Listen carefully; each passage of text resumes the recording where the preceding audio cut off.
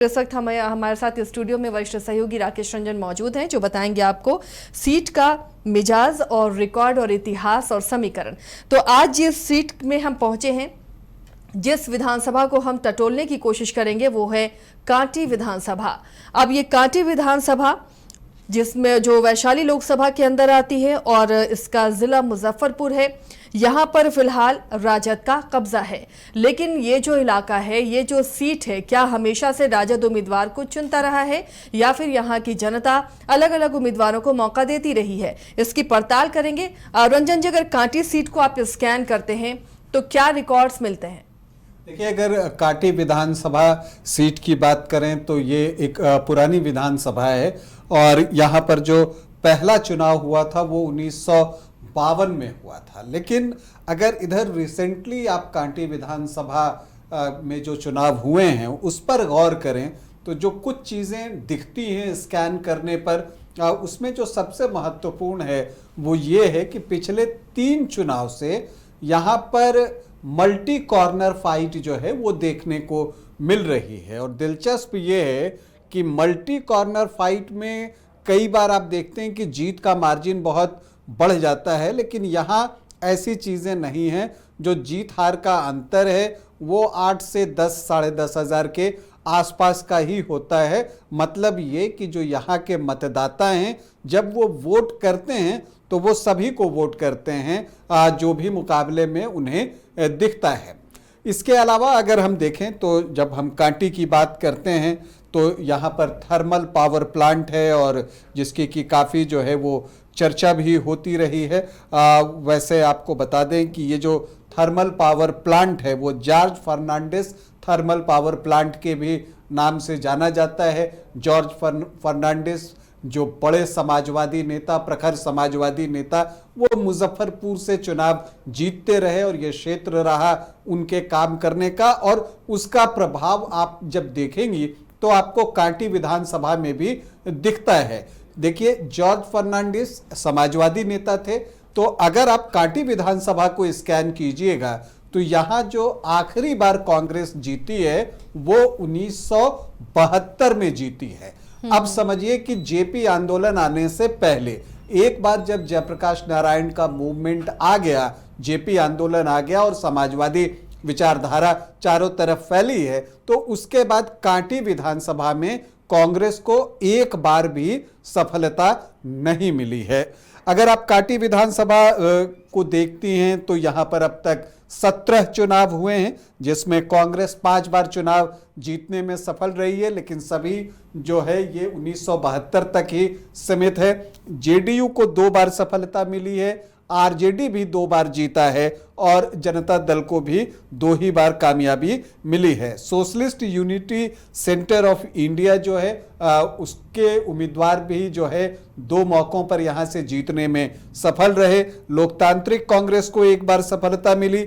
जनता party, LJP और निर्दलीय भी कांटी से 1-1 बार जीतने में सफल रहे हैं। अजित कुमार जब सफल उम्मीदवारों की बात करते हैं तो 3 बार यहां से जीत हासिल करने में सफल रहे। इसी तरह से नलिन रंजन सिंह भी यहां से 3 बार ही चुनाव जीते हैं। तो ये है कुछ आंकड़े और जो कि स्कैन करने पर हमें दिखता है। आज जो यहाँ के पहले विधायक थे जमुना प्रसाद त्रिपाठी, कांग्रेस के वो विधायक थे। लेकिन अब हम बात कर लेते हैं पिछले 3 चुनावों की और उसमें किस तरह से चीजें बदलती रही, क्योंकि पिछले 3 चुनाव को अगर आप देखें तो हर बार जो है वो आपको दिखेगा कि विधायक का चेहरा बदल गया, और न सिर्फ विधायक का चेहरा बदला, पार्टियां भी बदलती रही, वो भी चीज दिखेगा आपको। देखिए, 2010 में अगर हम बात करें तो अजित कुमार जनता दल यूनाइटेड के टिकट पर जो है वो चुनावी मैदान में थे। इससे पहले भी 2005 में वो जीत हासिल कर चुके थे, फरवरी और अक्टूबर में एलजेपी और जेडीयू के टिकट पर। तो यहां अजित कुमार जो है वो चुनावी मैदान में थे। उनके सामने आरजेडी ने मोहम्मद इजराइल को जो है वो चुनावी मैदान में उतारा था। देखिए, ये जो कांटी विधानसभा है ना, यहाँ पर मुस्लिम वोटर्स की संख्या भी अच्छी है। और जब आप यहाँ पर देखेंगी तो 3 बार जो है मुस्लिम विधायक भी बने हैं और यहाँ पर मुस्लिम कैंडिडेट देने का एक प्रचलन भी देखा गया है और यहाँ पर जो है पार्टियां मुस्लिम कैंडिडेट देती हैं, वो हमें आगे भी अभी पता चलेगा। खैर हम 2010 में हैं। तो अजित कुमार यहाँ पर उनको 39,648 वोट आए थे, मतलब कि लगभग 32% वोट। और मोहम्मद इजराइल जो कि आरजेडी से चुनाव लड़ रहे थे, उनको 31,233 वोट आए थे, मतलब कि 25.12%। और तीसरे स्थान पर थे अशोक कुमार चौधरी, जिनको कि 29,768 वोट मिले, मतलब कि लगभग 24% वोट। तो बिल्कुल एक ट्रायंगुलर फाइट थी और इस ट्रायंगुलर फाइट में जेडीयू के अजित कुमार 8,415 वोटों से जीतने में सफल रहे। उसके बाद 2015 आता है, महागठबंधन बनता है, जेडीयू आरजेडी कांग्रेस एक साथ। अब ऐसे में लगता है कि बहुत मजबूत जो है वो महागठबंधन बना, लेकिन दिलचस्प ये रहा कि कांटी में जब 2015 का चुनाव हुआ तो जो महागठबंधन इतना मजबूत दिख रहा था वो तीसरी पोजीशन पर चला गया। और दिलचस्प बात ये कि जीता एनडीए से भी कोई नहीं, एनडीए दूसरे स्थान पर रहा और जो जीतने में सफल रहे वो रहे निर्दलीय उम्मीदवार। और एक और दिलचस्प बात कि ये सामान्य सीट है, लेकिन एक एससी जो हैं वो इस सीट को जीतने में सफल होते हैं। अशोक कुमार चौधरी जो है वो यहां से चुनाव जीतते हैं। अब क्या कुछ रहा, अगर आप देखिए तो अशोक कुमार चौधरी जो कि निर्दलीय चुनाव लड़ रहे थे, उनको 58,111 वोट मिले, मतलब 32.38%। अजित कुमार जो हैं जो कि सिटिंग विधायक थे और जेडीयू से, लेकिन जब सीट जो है आरजेडी को चली गई थी और वहां से मोहम्मद परवेज आलम खड़े थे, तो अजित कुमार जो जीतन राम मांझी की पार्टी है हम सेकुलर, उससे जो है वो उम्मीदवार बने और उनको 48,836 वोट आए, मतलब कि 27.21%। और जो मोहम्मद परवेज आलम आरजेडी के प्रत्याशी थे, उनको 47,050 वोट आए, मतलब कि 26.22%। तो यहां पर जो आरजेडी के कैंडिडेट थे वो तीसरे स्थान पर रहे, जो हम सेकुलर के कैंडिडेट अजित कुमार थे वो दूसरे स्थान पर रहे और अशोक कुमार चौधरी यहां से बाजी मारने में कामयाब हुए। तो ये एक बहुत ही महत्वपूर्ण चीज थी। लेकिन फिर उसके बाद 2020 का चुनाव आता है और 2020 के चुनाव में जो आरजेडी है वो मोहम्मद इजराइल मंसूरी को चुनावी मैदान में उतारता है। तो अगर आप देखिए तो आरजेडी 2010 से हर बार जो है वो मुस्लिम प्रत्याशी ही खड़ा कर रहा है। जेडीयू ने भी इस बार जवाब में मोहम्मद जमाल को चुनावी मैदान में उतार दिया। तो जो दोनों प्रमुख गठबंधन थे, दोनों तरफ से मुस्लिम प्रत्याशी थे। और यह दिलचस्प है, यहां पर मुस्लिम वोटर्स की संख्या अच्छी है, लेकिन इतनी भी अच्छी नहीं है। वो 18-20% के आसपास जो है वो मुस्लिम वोटर्स यहां पर हैं, लेकिन दोनों प्रमुख दलों ने यहां से मुस्लिम प्रत्याशी दिए। अब यहां पर जो अजित कुमार जो कि पूर्व विधायक हैं, 3 बार यहां से चुनाव जीत चुके, वो निर्दलीय चुनावी मैदान में खड़े हो जाते हैं। और इसके अलावा एलजेपी भी जो है वो विजय प्रसाद सिंह को अपना कैंडिडेट बनाती है। अजित कुमार भी भूमिहार और विजय प्रसाद सिंह भी उसी कम्युनिटी से हैं। और इधर जो है आपको 2 मुस्लिम कैंडिडेट थे। तो मुकाबला एक बार फिर से जबरदस्त हुआ। अब इस बार 4 जो है महारथी जुटे हुए थे, तो क्वाड्रिंगुलर फाइट, चतुष्कोणीय मुकाबला यहां पर देखने को मिला, जिसमें मोहम्मद इजराइल मंसूरी को जो वोट मिले 64,458 और मतलब कि 32.9%, मतलब 33%। मोहम्मद जमाल को जो वोट मिले जो कि जेडीयू के प्रत्याशी थे 25,891, मतलब कि 13.21%। और अजित कुमार जो निर्दलीय चुनाव लड़ रहे थे उनको मिले 27.6%, मतलब कि 54,144 वोट। और विजय प्रसाद सिंह को 93 वोट मिले जो एलजेपी के प्रत्याशी थे। तो अगर आप अजित कुमार और जमाल के वोट जोड़ दें और एलजेपी के वोट जोड़ दें, या आप सिर्फ मोहम्मद जमाल जो कि जेडीयू प्रत्याशी थे उनको 13.21% आए, एलजेपी के विजय प्रसाद सिंह को 9.2% आए और अजित कुमार को 27.6% आए, इनको जोड़ दें तो जीत हो सकती थी। लेकिन वोटों का बंटवारा हुआ और इसमें मोहम्मद इजराइल मंसूरी को फायदा पहुंचा और वो 10,314 वोटों से जीतने में कामयाब हुए। बाद में जब जेडीयू और आरजेडी की संयुक्त सरकार बनी तो वो मंत्री भी बने।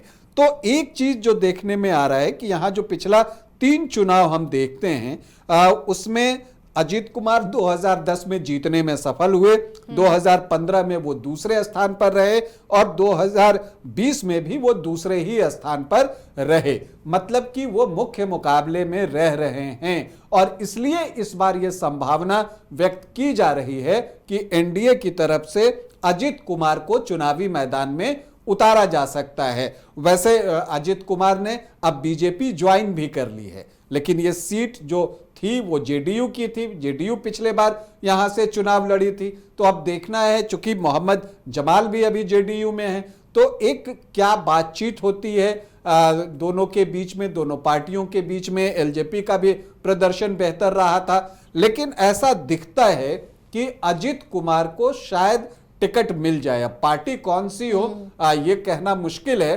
ज्यादा संभावना बीजेपी की दिखती है और ये हो सकता है कि कांटी सीट बीजेपी ले ले और कोई और सीट जो है वो जेडीयू को दे दी जाए। कुछ और सीट जो कि शहरी सीट है उस पर चर्चा भी हो रही है कि हो सकता है कि वहां से जेडीयू का कैंडिडेट हो, जहां पिछली बार बीजेपी प्रत्याशी थे और जीत नहीं सके थे। तो ये चर्चाएं हैं क्योंकि अजित कुमार की क्षेत्र में पकड़ दिखती है और यही वजह है कि निर्दलीय चुनाव लड़कर भी 27.5% वोट लेकर वो आ रहे हैं। और अगर ये वोट में बीजेपी एनडीए का वोट जुड़ जाता है तब फिर मुकाबला बहुत करीबी हो जाएगा और उसमें बाजी मार सकता है एनडीए यहां से। तो समीकरण जो है वो तो एमवाई को फेवर करते हुए नजर आते हैं यहाँ पर।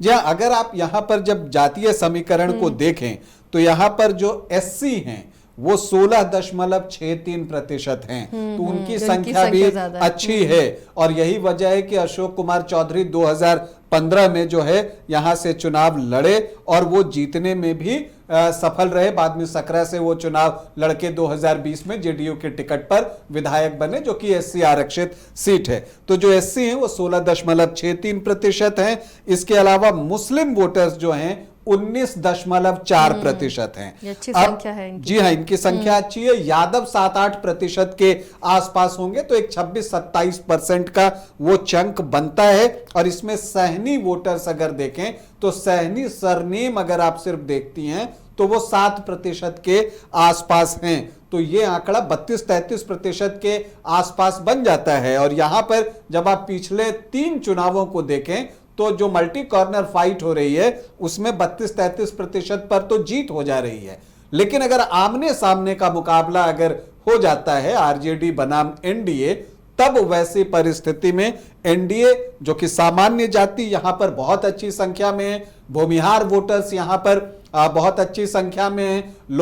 कई लोग तो ये कहते हैं कि जितने मुस्लिम वोटर्स हैं उतने ही भूमिहार वोटर्स हैं, लेकिन अगर नहीं भी हैं तो 14-15% मानकर चलिए उनके वोट हुए।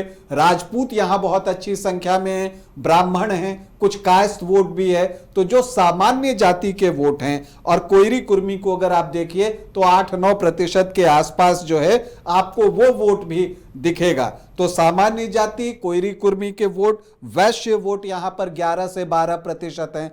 अगर वो ऐड हो जाएं और पासवान वोटर्स की संख्या अच्छी है, अगर चिराग पासवान की वजह से वो वोट भी एनडीए को मिलता है तो समीकरण जो है वो एनडीए के मुफीद हो जाएगा। लेकिन क्या ये सारी चीजें होंगी? क्या आमने सामने की लड़ाई होगी या जो कांटी में हम पिछले 3 चुनाव से देख रहे हैं मल्टी कॉर्नर फाइट, क्या एक बार फिर से मल्टी कॉर्नर फाइट ही होगी, ये देखना जो है वो दिलचस्प होगा। वैसे आरजेडी से टिकट ऑलमोस्ट ऐसा लगता है कि मोहम्मद इस्राइल मंसूरी को ही मिलेगा, लेकिन एनडीए से जो है अभी क्लियर कुछ नहीं है कि मोहम्मद जमाल ही होंगे या अजित कुमार जो है वो एनडीए के टिकट पर यहां से चुनाव लड़ेंगे। अब उस पर परिणाम जो है बहुत कुछ निर्भर करेगा। तो कांटी का चुनाव बहुत रोचक होने जा रहा है, हम सब उसकी प्रतीक्षा कर रहे हैं। जैसे जैसे चुनाव चढ़ेगा चीजें सामने आती चली जाएंगी और तब पता चलेगा कि कौन कौन उम्मीदवार हैं और तब और बेहतर ढंग से इसका विश्लेषण किया जा सकेगा। तो देखिए ये कांटी का विश्लेषण है और किस तरह से यहाँ पर का मुकाबला है और पार्टियां क्या विचार कर रही हैं। जो जीतती है वो कॉन्फिडेंट रहती है, लेकिन उसके अपोजिट पार्टी जिसे शिकस्त मिली है वो अपने नए तरीके का फॉर्मूला, नया समीकरण तलाशने की कोशिश करती है। तो बहुत मुमकिन है कि यहाँ से बीजेपी अपना कैंडिडेट दे और जदयू को कोई और सीट मिले। फिलहाल अभी सीट शेयरिंग बाकी है दोनों ही गठबंधनों में और किसके खाते में कौन सी सीट जाएगी उस पर भी हमारी नजर होगी।